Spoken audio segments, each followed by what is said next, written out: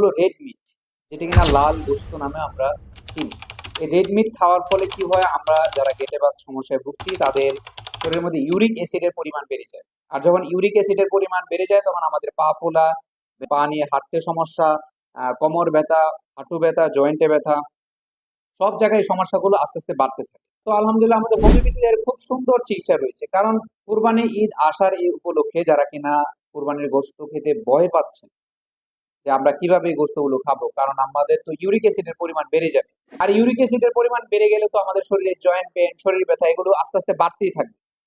তো আমাদের জন্য হোমিওপ্যাথি এসেছে একটা আশার আলো হিসেবে। কারণ হোমিওপ্যাথি যদি আপনি গ্রহণ করতে থাকেন, ডে বাই ডে আপনার এই ইউরিক অ্যাসিডের পরিমাণ কমিয়ে আনবে। তখন আপনি গরু গোস্তর পাশাপাশি আমাদের হোমিওপ্যাথি চিকিৎসা যখন নিতে থাকবেন, সেটা কিনা আপনার ভাইটাল ফোর্সকে আরো স্ট্রং করে দিবে।